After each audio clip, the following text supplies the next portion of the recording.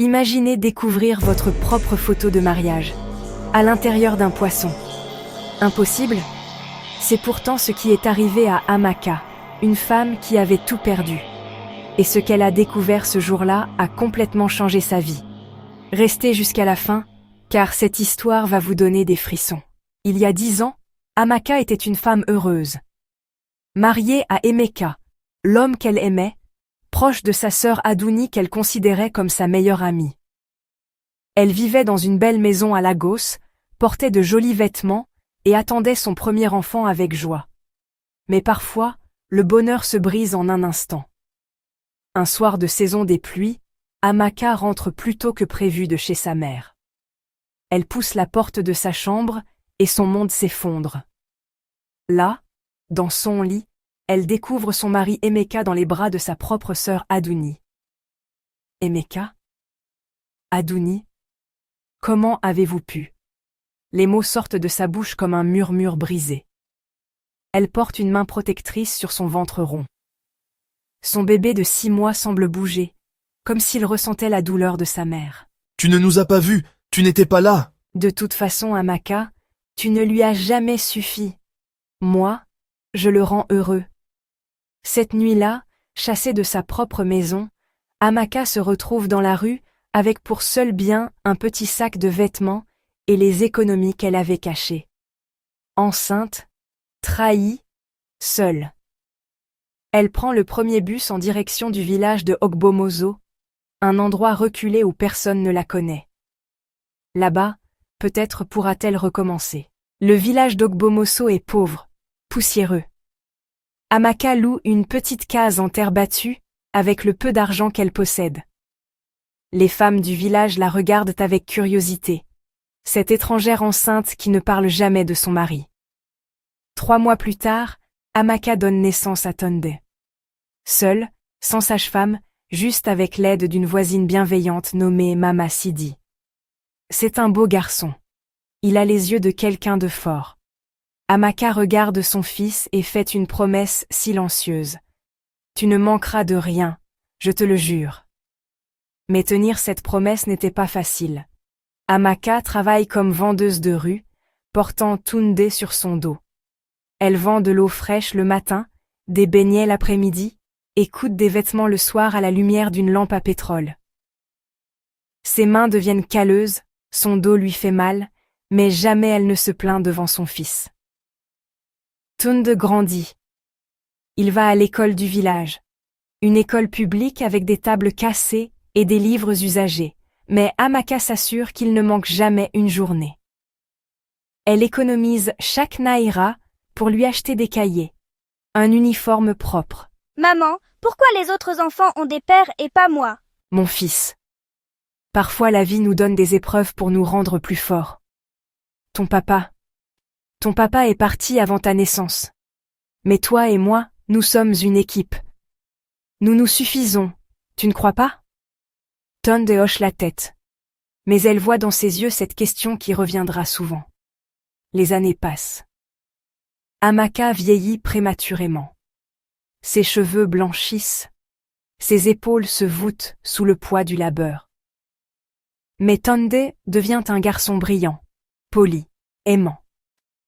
Il aide sa mère au marché. Étudie avec acharnement. Parfois, la nuit, quand Tunde dort, Amaka pleure silencieusement. Elle pense à sa vie d'avant, à sa sœur qui l'a trahie, à cet homme qu'elle avait aimé.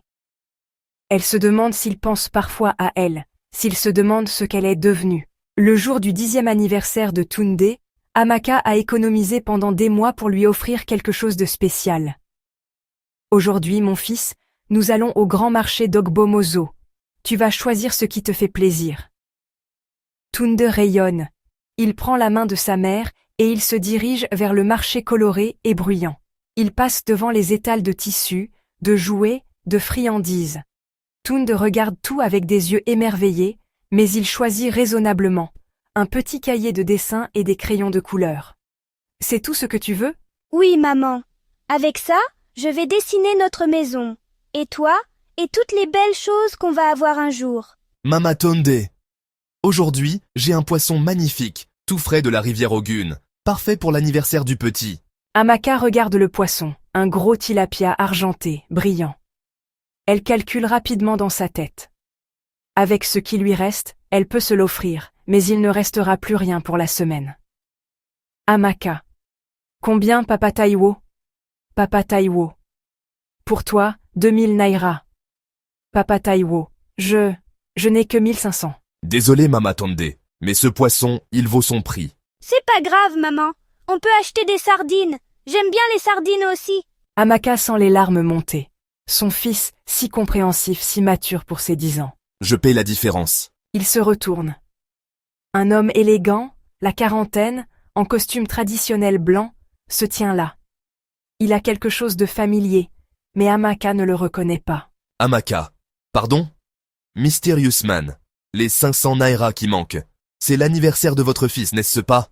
Chaque enfant mérite un beau poisson pour son anniversaire. L'homme tend les billets à Papa Taiwo avant qu'Amaka puisse protester.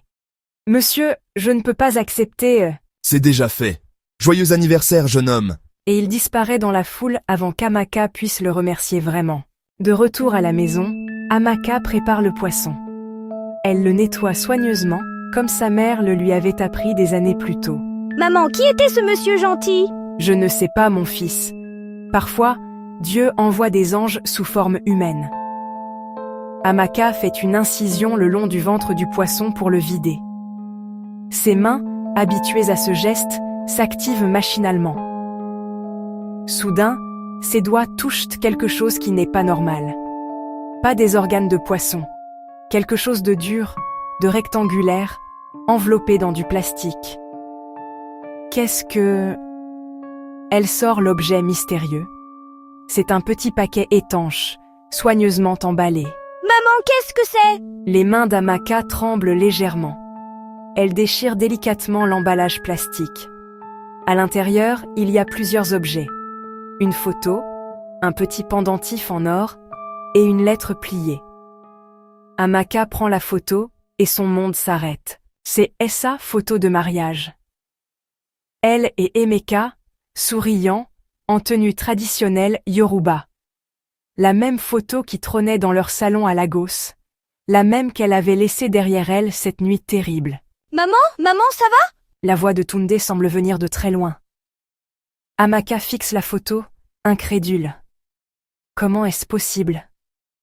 Comment sa photo de mariage peut-elle se retrouver dans un poisson d'Ogbomoso? Ses mains tremblent quand elle déplie la lettre.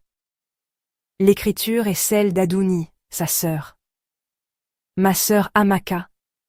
Si tu lis cette lettre, c'est que les ancêtres ont voulu que tu la reçoives. Cela fait 10 ans que je cherche un moyen de te retrouver, de réparer le mal que j'ai fait. Emeka est mort il y a 3 ans. Cancer du foie. Avant de mourir, il n'a jamais cessé de prononcer ton nom. Il regrettait, Amaka.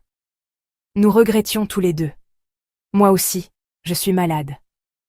Les médecins disent que je n'en ai plus pour longtemps. Avant de partir, je veux que tu saches que pas un jour ne s'est passé sans que je pense à toi. Sans que je regrette cette nuit maudite. J'ai tout perdu, Amaka. Mon mariage avec Emeka n'a duré que 2 ans. Il n'arrivait pas à oublier ce qu'il t'avait fait. Et moi, je ne pouvais plus me regarder dans le miroir. J'ai confié cette lettre et tes affaires à un marabout puissant. Il m'a promis qu'elle te parviendrait quand tu serais prête à les recevoir, d'une manière que seuls les esprits connaissent. Dans ce paquet, il y a aussi le pendentif de grand-mère, celui qu'elle t'avait donné avant son départ. Tu disais toujours qu'il te porterait bonheur. Amaka, j'espère que tu as trouvé la paix. J'espère que tu as eu l'enfant que tu portais et qu'il grandit dans l'amour. Pardonne-moi, ma sœur. Pardonne-nous. Adouni Amaka s'effondre sur sa chaise, la lettre contre son cœur. 10 années de colère, de questions, de douleurs refoulées remontent à la surface. Maman, qui c'est sur la photo? C'est toi! Amaka regarde son fils, ce garçon magnifique qui ne connaît rien de son histoire, de ses racines. Oui, mon fils. C'est moi. Et cet homme était ton père. Les yeux de Tunde s'agrandissent. Pampère, mais tu m'avais dit... Je t'ai menti, mon fils. Pas pour te faire du mal, mais pour me protéger. Pour nous protéger. Et pour la première fois en 10 ans, Amaka raconte tout. La trahison, la fuite, la survie. Elle raconte à Tunde d'où il vient vraiment, qui était son père, pourquoi ils vivent ici. Tunde l'écoute en silence, ses petites mains dans celles de sa mère. Il était méchant, papa. Non, mon fils. Il a fait quelque chose de très mal, mais il n'était pas méchant. Il était juste faible. Ce soir-là, Amaka prend une décision. Elle sort sa plus belle robe, celle qu'elle gardait pour les grandes occasions, et se rend chez le marabout du village. Mama Tunde, je savais que vous viendriez. Baba, j'ai besoin de comprendre. Comment cette lettre est-elle arrivée dans ce poisson? Les voies des esprits sont impénétrables, ma fille. Votre sœur est venue me voir il y a 5 ans. Elle était désespérée, malade. Elle m'a supplié de trouver un moyen de vous faire parvenir ses dernières volontés. Elle est partie rejoindre les ancêtres il y a 2 ans. Mais avant, elle m'avait confié ses objets. Elle m'avait dit, quand ma sœur sera prête à pardonner, quand son cœur sera assez guéri, faites qu'elle reçoive ceci. Amaka pleure. Pour la première fois depuis 10 ans, elle pleure toutes les larmes qu'elle avait retenues. J'ai utilisé la magie ancienne. J'ai donné ces objets à la rivière, en demandant aux esprits de l'eau de les porter jusqu'à vous quand le moment serait venu. Ce poisson, il était le messager choisi. Et l'homme au marché? Les esprits prennent parfois forme humaine pour accomplir leur volonté. Cette nuit-là, Amaka ne dort pas.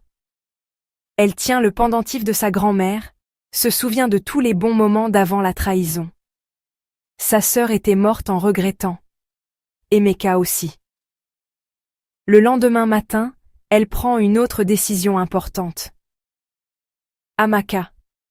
Tunde, nous allons faire un voyage. Tunde. Où ça, maman? Amaka. À Lagos, il est temps que tu vois d'où tu viens, et il est temps pour moi de faire la paix avec le passé. Le voyage en bus dure 6 heures. Tunde regarde défiler le paysage, excité par cette aventure. Arrivés à Lagos, ils se rendent d'abord au cimetière. Sur la tombe d'Adouni, Amaka dépose des fleurs fraîches. Amaka. Je te pardonne, ma sœur. Repose en paix. Puis ils vont voir la maison où Amaka a vécu autrefois. Une famille inconnue y habite maintenant. Mais voir ces murs, ce portail, cela ferme définitivement un chapitre de sa vie. Amaka. C'est ici que j'ai vécu avec ton papa. Ici que je t'ai porté. Ces murs ont connu mes rires et mes larmes. Tunde, maintenant on va où? Amaka, maintenant mon fils nous rentrons chez nous, à Ogbomoso, parce que c'est là que nous avons construit notre vraie vie. De retour au village, quelque chose a changé en Amaka. Libérée du poids de la rancœur, elle rayonne d'une nouvelle énergie. Elle utilise l'argent qui était caché dans le paquet. Adouni avait joint ses économies pour améliorer leur petite maison, acheter des outils pour son commerce. Mais le plus grand miracle arrive 3 mois plus tard. Un matin, un homme en costume arrive au village. Il cherche Amaka. Madame, je représente une grande entreprise de Lagos. Nous cherchons des artisanes talentueuses pour fabriquer des vêtements traditionnels pour l'export. On m'a dit que vous étiez la meilleure couturière de la région. Amaka n'en croit pas ses oreilles. Qui a pu recommander son travail? C'est Papa Taiwo, le vendeur de poissons, qui nous a parlé de vous. Il dit que vous êtes une femme de valeur, courageuse et honnête. Papa Taiwo, l'homme qui était présent le jour du miracle. L'entreprise propose à Amaka un contrat avantageux. Elle pourra travailler depuis chez elle, former d'autres femmes du village et gagner assez pour offrir à Tunde les meilleures études. Le soir, alors qu'ils mangent leur dîner dans leur petite maison maintenant confortable, Tunde demande « Maman, tu crois que papa et tante Adouni nous voient de là-haut ?» Amaka regarde par la fenêtre les étoiles qui brillent dans le ciel africain. « Oui, mon fils. Je crois qu'ils nous voient, et je crois qu'ils sont fiers de l'homme que tu deviens. » Et moi, je suis fière de la femme que tu es, maman, la plus forte du monde. Cette nuit-là, pour la première fois depuis 10 ans, Amaka s'endort le cœur en paix. Elle a appris que parfois, les épreuves les plus douloureuses nous mènent vers notre véritable destinée. Et que l'amour d'une mère peut surmonter toutes les tempêtes. Voilà l'incroyable histoire d'Amaka et de la photo de mariage trouvée dans un poisson. Une histoire qui nous rappelle que le pardon guérit, que l'amour maternel est la force la plus puissante au monde, et que parfois, les miracles prennent des chemins mystérieux pour arriver jusqu'à nous. Si cette histoire vous a touché, n'hésitez pas à la partager avec vos proches. Et dites-nous en commentaire. Croyez-vous aux signes mystérieux de la vie? Abonnez-vous pour plus d'histoires extraordinaires d'Afrique et d'ailleurs. À très bientôt.